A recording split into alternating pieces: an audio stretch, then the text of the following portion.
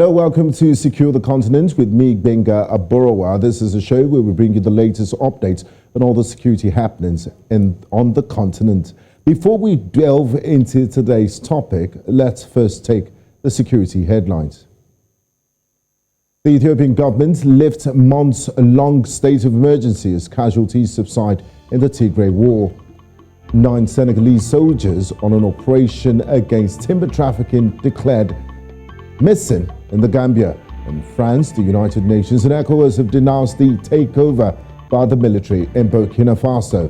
Ugandan President Yoweri Kaguta Museveni has sacked the head of the nation's military intelligence. Don't go anywhere. I'll be right back.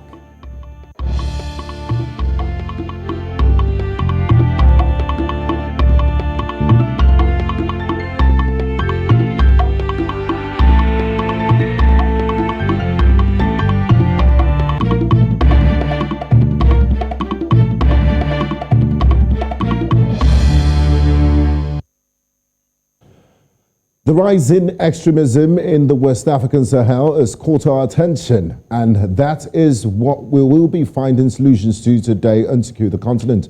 In recent years, West Africa and the Sahel have become a hotbed for predatory activities by violent extremist groups. A host of terrorist groups, including Boko Haram, Al-Qaeda in the Islamic Maghreb, and the Islamic State in the Greater Sahara, Ansarul Islam and Jama'at Nasr Al-Islam while Muslimin are operating in Nigeria, Mali, Niger, Burkina Faso and other countries in the Sahel and Lake Chad Basin. We have more details for you in this report. The West African Sahel region presents two extremes. On one side, it is filled with human and natural resources, and on the opposite end, it is home to one of the most difficult security situations in the world. A vast semi-arid region separating the Sahara Desert to the north and the tropical savanna to the south, the Sahel region has an abundance of opportunities but hardly enjoys peace. Bustling and bubbling with youth, with about 65% of the population under 25, the Sahel is one of the most youthful regions in the world. But the benefits of these strengths and energy, vigor and ideas are hardly seen. This is because there is a lack of jobs, an absence of sustainable sources of livelihood, and deep poverty. These challenges have made the recruitment for insurgents and terrorists easier than ever.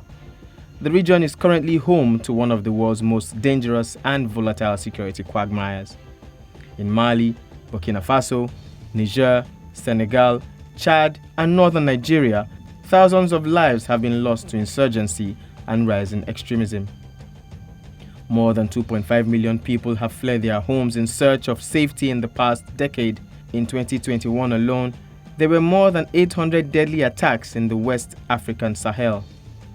The number of internally displaced persons has increased in Sahel countries in the last 1 year, with 60% of IDPs now being Burkinabés. Earlier in the week, Burkina Faso's president, Marc Roch-Kabore, was overthrown by the military over his failure to handle the nation's security challenges. At least 400,000 people are internally displaced in Mali, and these numbers are not reducing.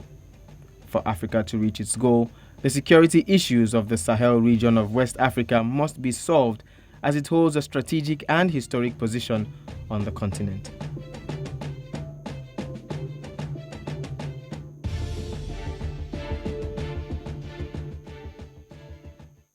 Now, my guest today on Secure the Continent, Paul Melly, a consulting fellow at the Africa Program at the World Leading Policy Institute, Chatham House, and Ovigwe, Eguegu, a policy analyst at Development Reimagined. Gentlemen, welcome to Secure the Continent. Good evening. Pleasure to be with you. Thank you. I'd like to start with Ovigwe. How did we get here, and what's the genesis of the conflict that we're witnessing in the Sahel? Well, I think you have to go all the way, back to if contemporary history, maybe 2011, 2012, with that, uprising in Mali, for instance. But prior to that, of course, there was endemic poverty in the region. But from 2011, the situation really got worse, and that's in fact is due to a few factors. interwoven. For instance, the poverty at the background, and then the proliferation of arms, particularly small and light weapons.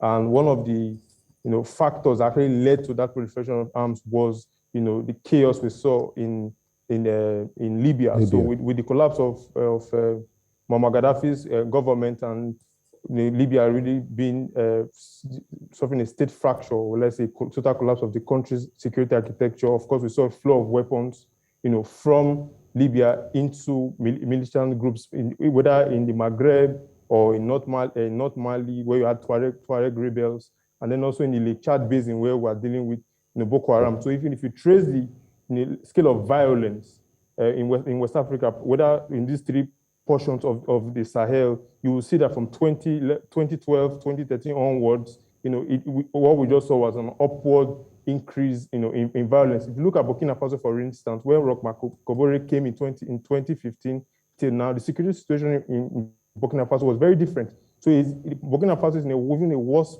position today than it was in 2015, and that is because the state has not been able to meet up to the challenge that it has been faced with in the area of security. So this is repeated in every single part, place where you are seeing coups today, in Chad, in Burkina, Mali, for instance, and even in Guinea. Guinea might not be facing terrorism, but it's still the same, issue of, corruption, for instance, insecurity, and, other issues of poverty. Thank you very much, Ovigwe. I'd like to direct the next question to Paul. Paul, I understand there's a multitude of non-state armed groups operating in the Sahel. Who are the main actors, and do they all share the same philosophy? Are they all working towards achieving the same goal? Do they coordinate at different points, or are they just, what's the situation?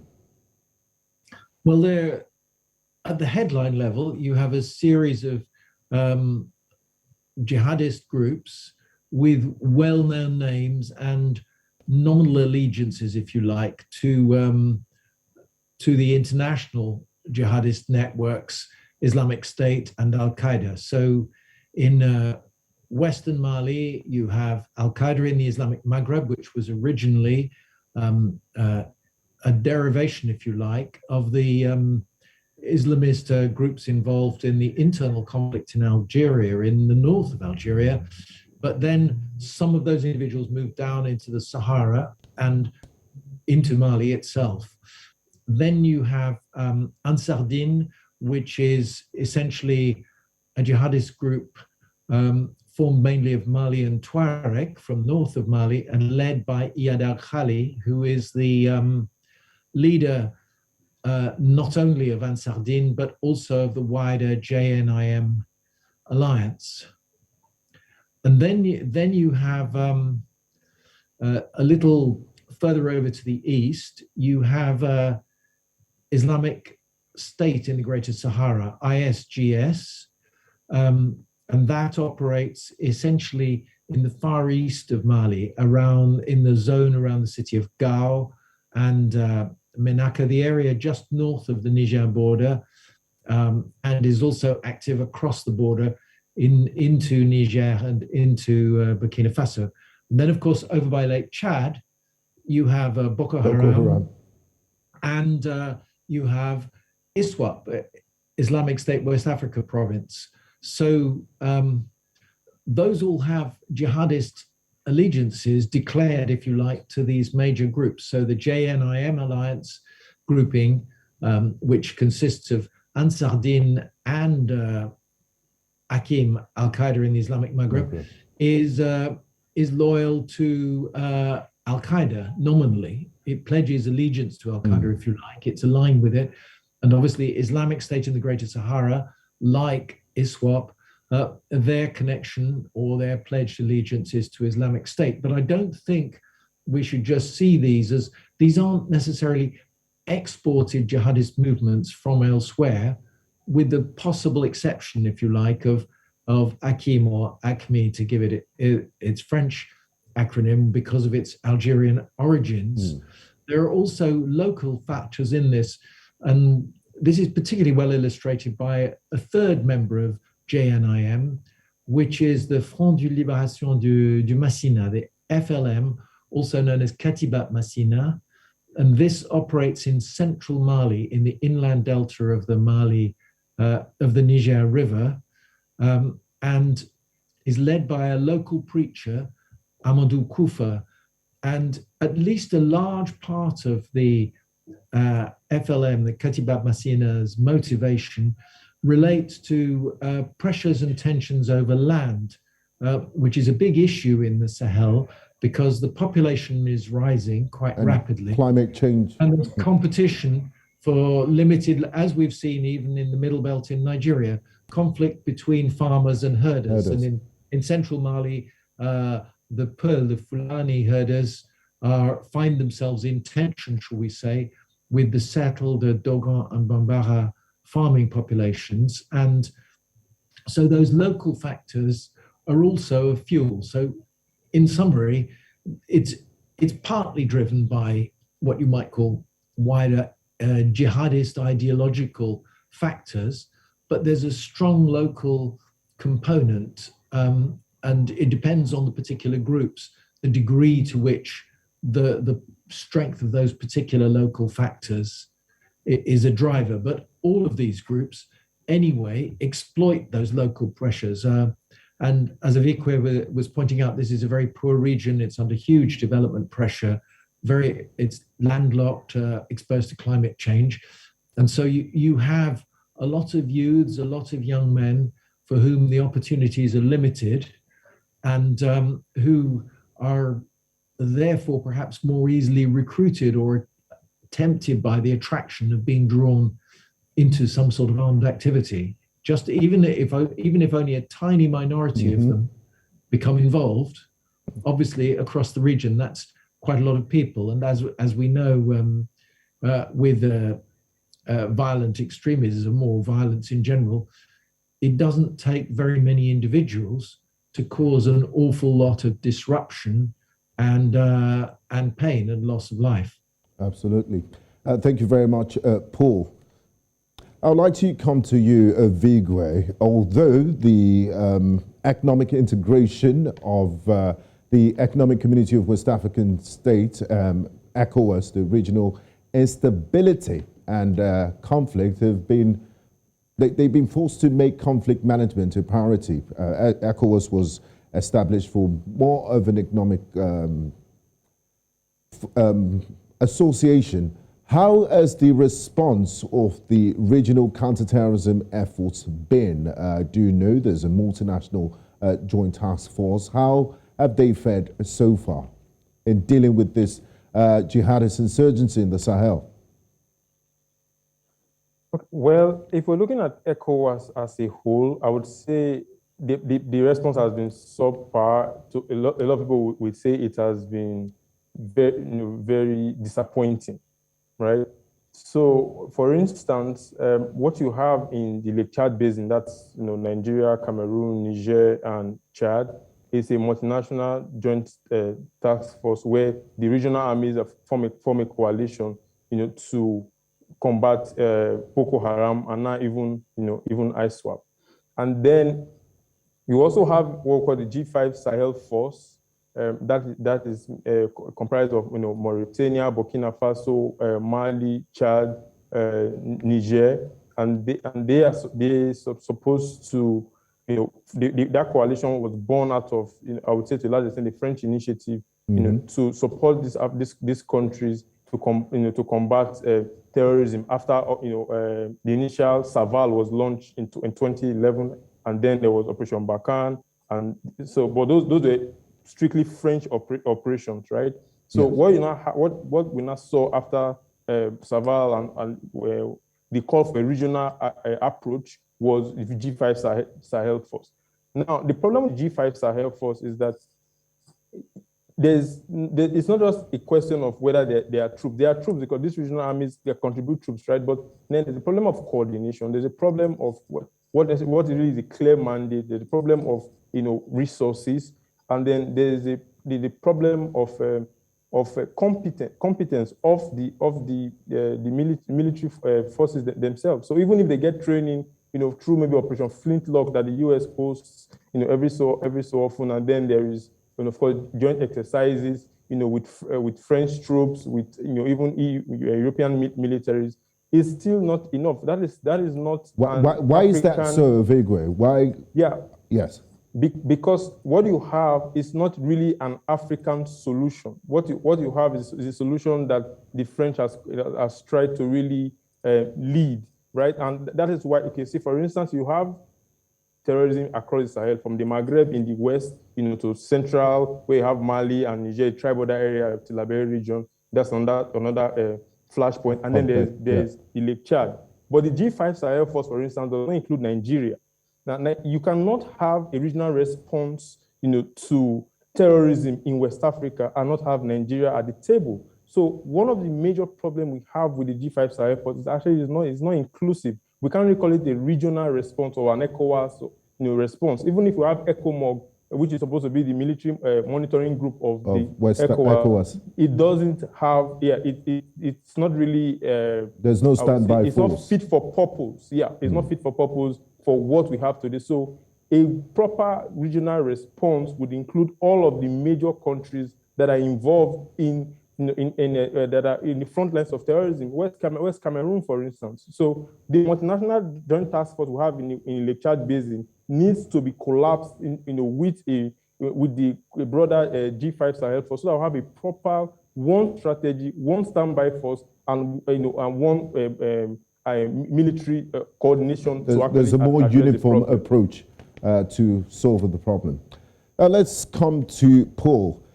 Paul, Ovigwe just highlighted the shortcomings of the Africa type of response to the insurgency. But according to United Nations, attacks have increased fivefold in Burkina Faso, Mali, and Niger since 2016, with more than 4,000 deaths reported last year in the border areas between the three hardest hit countries.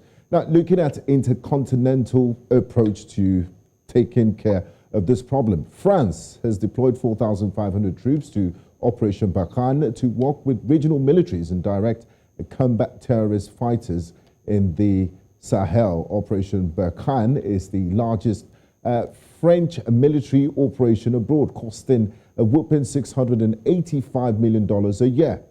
We also have Takuba with special forces from Estonia and other European partners. Why has the presence of foreign troops from Operation Takuba and G5 Sahel multinational force and all these militaries that you have in the Sahel, why haven't they stopped this jihadist? Paul? I think we have to think what is a typical situation that occurs. This is a huge region. I mean, in territorial terms, we're talking the areas with the worst insecurity in the Sahel, obviously not the whole of the Sahel, but the areas for the worst insecurity in the Sahel are probably in land area, sort of say twice the equivalent of the whole of Nigeria. And people are scattered across this area in small communities. Given the very fragile climate conditions, what that means is that you have many people who are nomadic. Then you have many other farming communities that are often quite small, quite isolated. And in development terms, that's all that the environment can support. They're quite light touch. And the countries of the Sahel, even before this security crisis developed, they were among the poorest countries in the world. Niger on the UNDP Human Development Index, Niger routinely comes in bottom place. And Burkina Faso, Mali are not much better off. Chad is very poor as well. And so consequently, you have this very, very thin pattern of the population is quite significant living in the Sahel rural areas, but they're living at a very simple level, at light touch, which is all that the environment can support. Smallholder farming, nomadic pastoralism, and so on. And their state machines are very fragile. So in this context, it's really very hard to resist armed jihadist activity or armed activity of any kind by rebel or even criminal groups that can move very quickly across this terrain by motorbike. They only need very small numbers of people, often very lightly trained, and they can cause huge amounts of trouble. So if you have a rural police garrison in the north of, say, of Burkina Faso, they might, for what you might call normal purposes, you might have 20 gendarmes or something like that.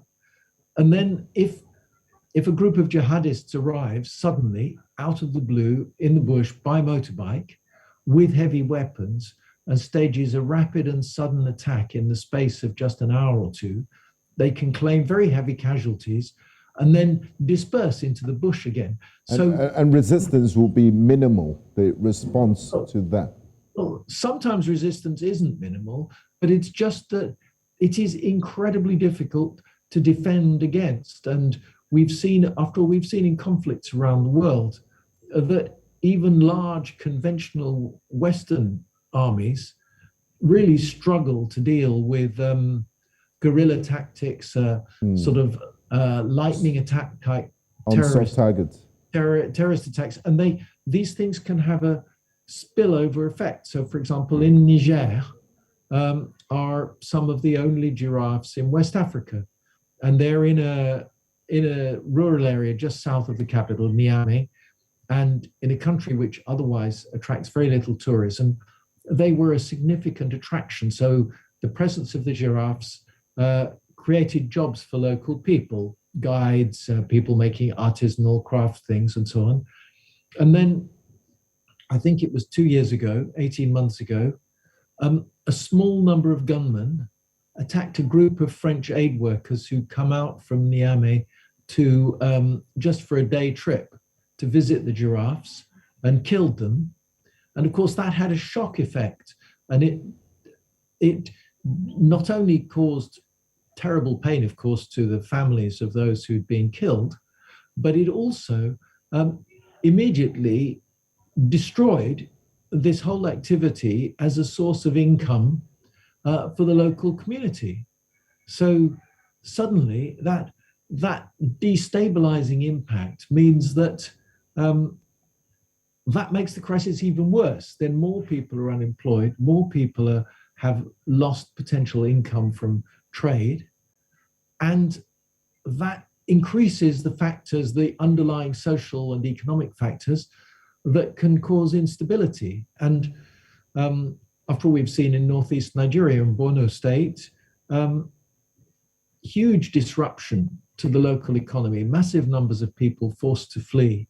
And now we're seeing it in the northwest, with the banditry, which again is destabilizing what was previously a very functional economic corridor between Kano in Nigeria and Maradi in Niger, a lot of trade along that road.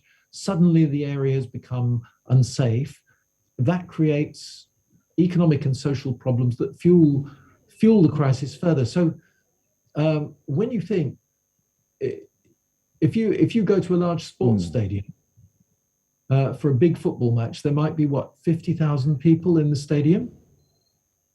So if you then think that the entire French and European Special Forces deployment, Barkhane and Takuba, in the whole of the Sahel, is probably roughly a tenth of the people that you would see in a football stadium. It's a drop in the ocean. And those people scattered across this huge region.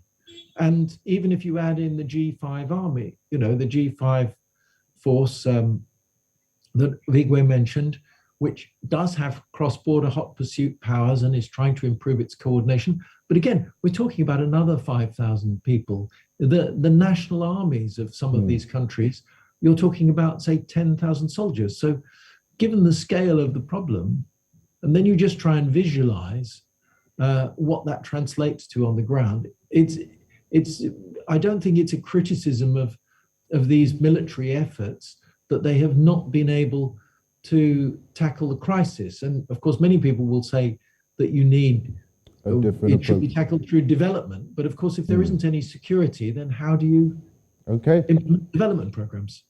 Thank you very much, Paul. I'd like to come to Ovigwe. Paul just painted a picture of the scale of the problem in the Sahel. Now, the countries of the Sahel, like you rightly said, rank amongst the poorest. If you look at human development indices, Niger is at the very bottom of the United Nations Human Development Indices Index. Chad, Burkina Faso, Mali, just above that. Does this in any way exacerbate the conflict, and should there be a different approach? I do know that when it comes to military cooperation, the troops that come in from the foreign land, but some of these problems have deep societal roots, and it's not just everybody that is carrying a jihadi flag and flying. For example, in Mali, the Tuaregs in the north have staged rebellions against the central government in Bamako. There are long grievances, historical grievances between them, and different factors come in exacerbating this conflict. I know that government and governance cannot be outsourced. What other strategies can be adopted beyond military intervention to fix these problems? Because too many people are suffering. Yeah, so I think one of the things that needs to first of all, I really like what Paul said about the issue of the demographics and the terrain, the topography, and all that is very important. But at the same time, I think one of the most fundamental things that is missing from our strategy right now is it's very kinetic, it's very military driven for a problem that is not necessarily a military, or that is not only a military problem, and where the drivers is not necessarily militaristic in the sense that if you look at the level of underdevelopment in the Sahel, and I've been to some of these places, it is shocking. You have people who essentially have nothing, and not just in one generation, going back generations, right? So when you have the kind of situation you have in places like Burkina Faso, in places like Mali, where year after year, government after government, there's no tangible development in this part of the world. Of course, the people become vulnerable, and they become vulnerable to jihadi ideology, and even ideology about creating a new state, and that's exactly, or at least breaking secessionism, for instance. That's exactly what we're seeing with the Tuaregs. In Mali's case, is not just even a question of terrorism. There is a question of the legitimacy of the state as well. So, and all this is because people don't feel represented, or at least some segment of the population don't feel represented by the state. So, if we want to tackle the problem in the Sahel or West Africa, if you want to call it that, is that we need to understand that you cannot have peace through security. You cannot have peace through security. You can only get security through peace. And that means we need to invest in real peace building, initiative, where that peace building initiative would have, in very clear terms, real commitment to good governance. And that is exactly one of the most fundamental things that is missing in Africa. So not even in West Africa or the Sahel. We need governments that are accountable to their people, and we can deliver dividends if they are democratic and not democratic. It really doesn't matter, and that's why we even saw coups, and all the coups that have happened recently have been against democratically elected presidents. Some of them have been in office for up to 10 years. So if you look at, for instance, in Burkina Faso, where the situation today is worse than it was years ago, how can you even tell the people to trust in a democratic process that cannot produce competent leaders that can solve their problem? It might be successful in other areas, or maybe in the economy, for instance, in Burkina Faso. I'm not saying Roch Macabore wasn't good in any way. What I'm saying is security of life and property is the most fundamental. But how could regional bodies, Ovigwe, how could regional bodies in the international community enforce good governance? I think it's the choice of the people, and it's so sad that they've been getting the shorter end of the stick. See, we can. It's not just responsibility of the citizen. The citizenry can vote because if in a democracy, they would listen to what, for instance, the manifesto and whatever the candidate has on the platform, and they vote accordingly, right? But that is still not it. For instance, ECOWAS is very quick to level sanctions against countries where there are coups. But when you have the military expressing their grievances, maybe through mutiny or maybe some other channels during the exercises, we do not see any response from ECOWAS, for instance. When they were protests in Mali for years against Abubakar Keita, there was no regional effort to actually de-escalate that, to ask the government of Mali, what exactly are the people asking for, and how you as a president and we as a region support you in creating or making those needs a possibility for your people. When you ignore the internal pressures and you just come to respond to coups when they happen, then nobody's going to take you seriously. So I think ECOWAS, in its bid to strengthen good governance, should move away from the idea that it's only when there is democracy and free and fair elections, then all is all well and good. No, we must have mechanisms and approaches to actually look at what's happening inside the countries before these coups take place, and that's what is really missing. From at the AU level to even the regional direct level, we need to have a much broader strategy that is not as reactive as we have now, but it has to be very much proactive. I mean, we still have quite a few things to talk about. It's a fine place to go on a quick break. And when we come back, my guest will still be here preferring solutions to those problems that we've analyzed so far. So do join us again after this break.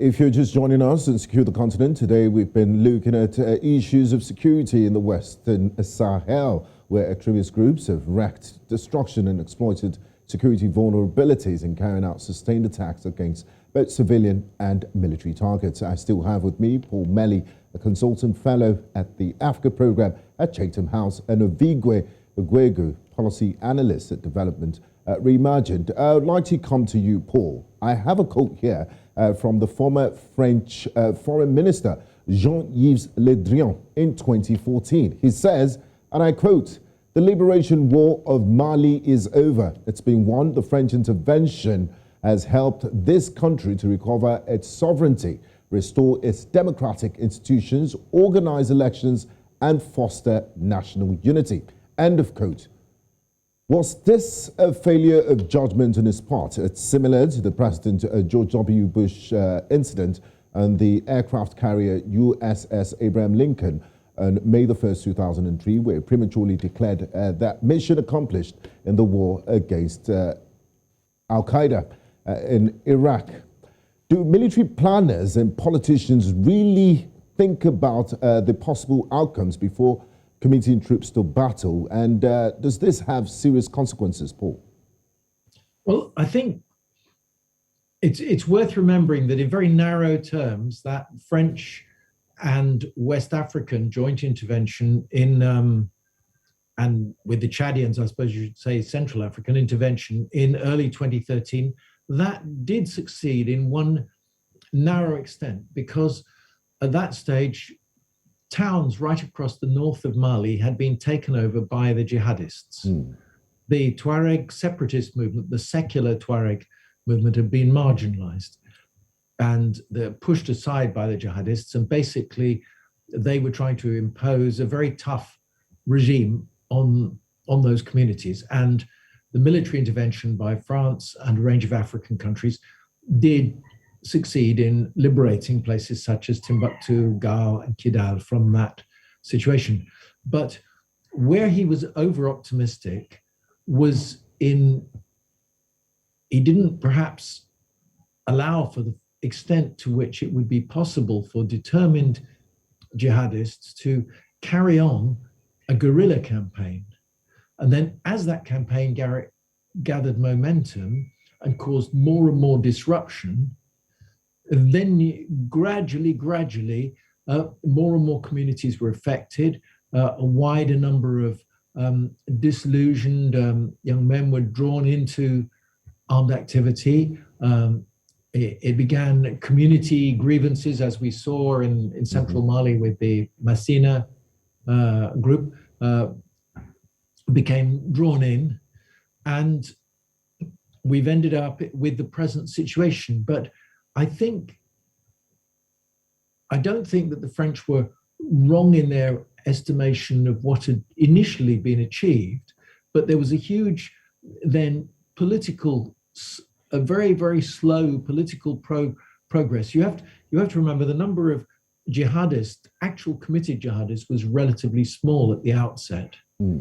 There were many disillusioned people, and as Ovigwe pointed out, the state in Mali and in some other Sahelian countries had fallen short. What it was delivering, its legitimacy, particularly in outlying and northern rural areas, had become quite thin. Public services had become neglected, and so on.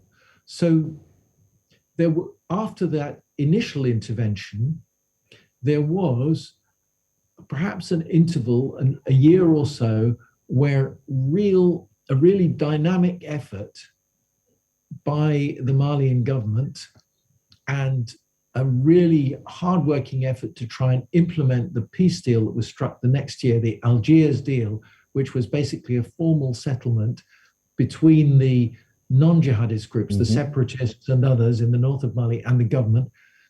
If that had been quickly implemented and real progress made in getting services restored, it wouldn't have ended all terrorism, of course not. But what it would have done is perhaps created more space, more local popular buy-in, and a reduced risk of people being tempted away, drawn into armed activity. I mean, I think we still have to remember most people across the Sahel, most civilians, most families, most young men are not involved in armed activity at all.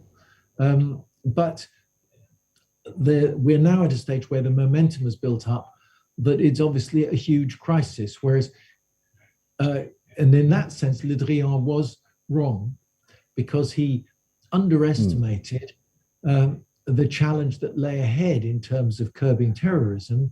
And what he also underestimated was the scale and speed of political and development action needed to really build on that initial success. On the side of the military, but side by side.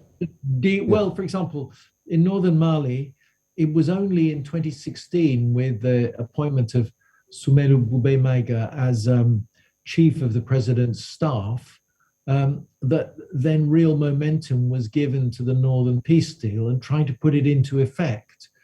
And then he became prime minister. There was some progress, but then he was sacked by Keita and or resigned. I can't now remember which, but his spell as prime minister didn't last that long.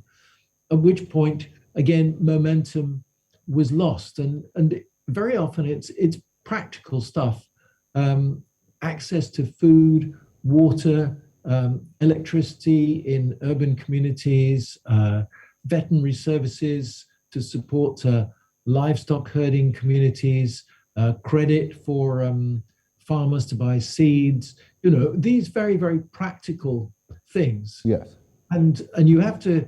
And they agreed a deal to decentralize to northern Mali, but actually working out the practicalities and getting government money and government employees there to support the new decentralized councils and allow them to actually give people a reason to buy into peace and stability, that's really lacked. Now, leave aside whose fault it is, but that's been a huge shortcoming. The presence of the state has been very thin. And although Mali is the biggest example, to some extent it's also true in outlying areas, perhaps of other Sahelian countries as well.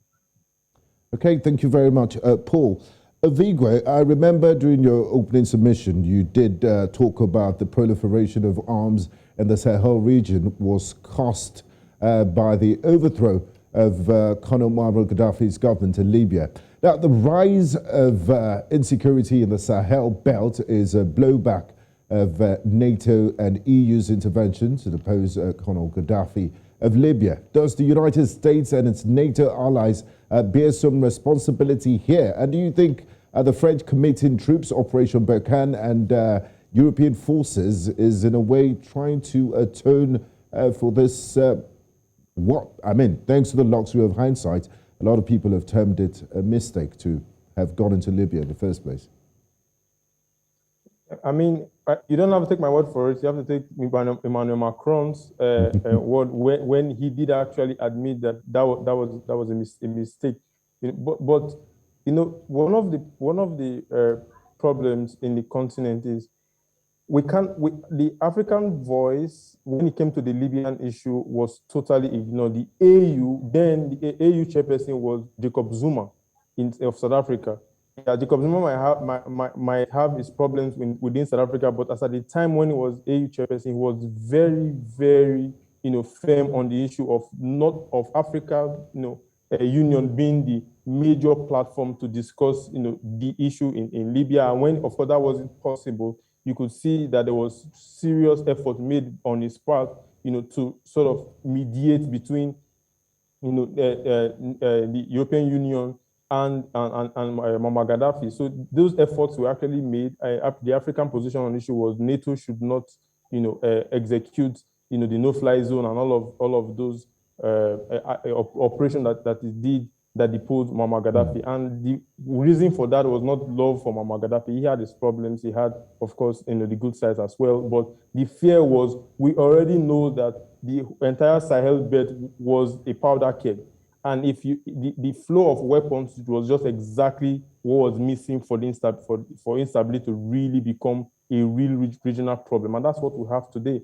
So even if we now have the European Union through Takuba or the French through Barkhane, which is actually rolling back now, come into the continent, that is still repeating the same mistake where they decide what they want to do and just come into the continent and offer it. A better approach would be to sit down with the regional government, have an actual Sahel dialogue, not between the US and the EU, but actually with African heads of states.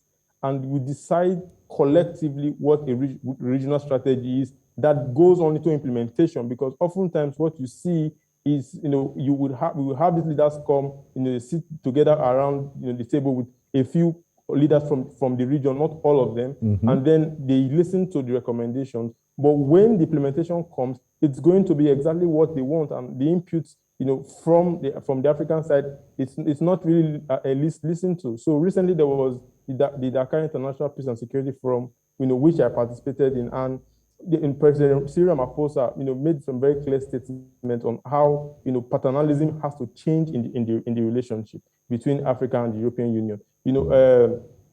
President Macky Sall also did stress the need for listening, to the African side. So if we believe that this is an equal partnership, or if Europe believes this is an equal partnership, then it has to do more in terms of really taking into cognizance into a strategy for the Sahel, what exactly the Africans actually really need to support. So if you don't come to claim leadership in another man's land, instead you come to offer support. Let the people do what they want to do, because we residents here, first of all, we have skin in the game. We are the first people to suffer. The militaries are the first people to die in this conflict. The civilian population are the second, most of them even dying more than the military. So why would you not take into into your operational planning and even strategic level exactly what the leaders of these people have to say. So I think if we are going to move forward towards a more progressive cooperation with Europe and the US, we have to sit down and ensure that it's a three-way arrangement where, of course, maybe the US can be involved, the EU can be involved, and then you must have at the center of the table the African side, the ECOWAS heads of state, because that is how to have a proper partnership, and that's where you're going to develop real strategy that will lead to enduring peace. Thank you very much, Ovigwe. Paul, just before we begin to wrap things up, there's growing, like Ovigwe said, the French are rolling, they're scaling down Operation Barkhane. Election season is coming up in France. There's growing anti-French sentiment among the people of the Sahel. You have the Russians just lurking to take opportunity of this. If, for example, the French pull out of Mali and Takuba and everybody leaves, is the multinational joint task force and the national armies of these countries in the Sahel, do they have enough capacity to be able to take care of this jihadist insurgency? And is there any hope? Is this a winnable war? Are we going to end up in a Vietnam or Afghanistan type stalemate? I think before we come onto that sort of forward-looking agenda, I think it is worth saying, actually, whereas in the Libya crisis, it's quite clear that the views of the African Union and African governments were completely ignored. I don't actually agree that that's the case in the Sahel. Very much particularly under President Hollande and then under President Macron, France and the EU as well have made a very big effort to work in partnership and very much take their lead and coordinate with what both the G5 Sahel, which after all is a group of countries who created themselves as a group. It's not some outside player that created the G5 Sahel.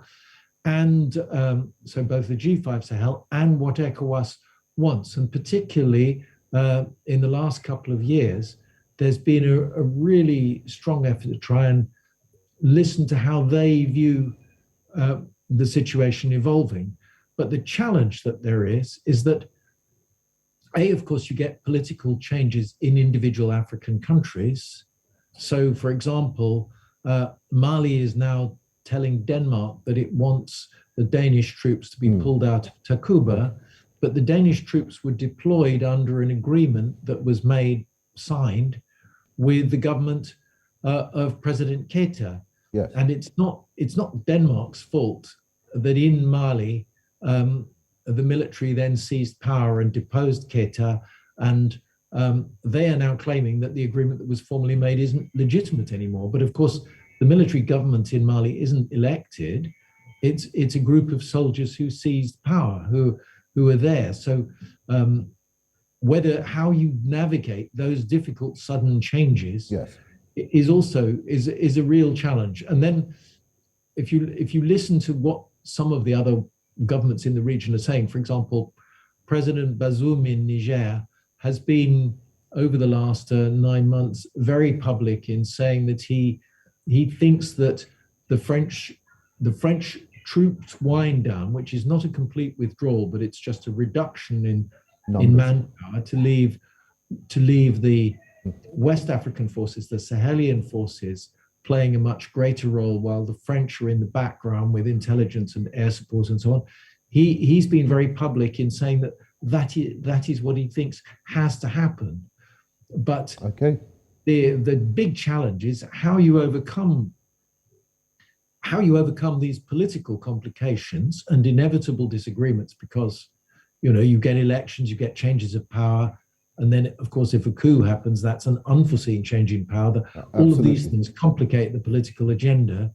But I don't think it's necessarily assured that you'll be locked into a sort of Afghanistan or Vietnam or style stalemate, because what we tend to underestimate is there is actually a very strong development culture in the Sahel and a very strong history of development partnership between outside partners and the Sahelian governments, particularly in areas like food security and basic social development and the environment and those sorts of things, which are of a huge influence on people's lives. So if some of the spirit of that can be refound and ways can be found to try and relaunch, and it won't always be easy, there will be risks because obviously sometimes people will be in very exposed situations, but relaunch grassroots development in the most fragile areas to begin to give people a greater stake in and hope sense of belonging. Yeah. And sense of belonging. That may be the way ahead, but it won't be easy. It's going to be a very slow and difficult road. Thank you very much, Paul. We're fast running out of time. I'd like to say a very big thank you to you, gentlemen. Ovigwe Eguegu joined us from Abuja, Nigeria, and Paul Melly from London, England. Thank you very much for being a part of Secure the Continent. I do appreciate your contributions on the program.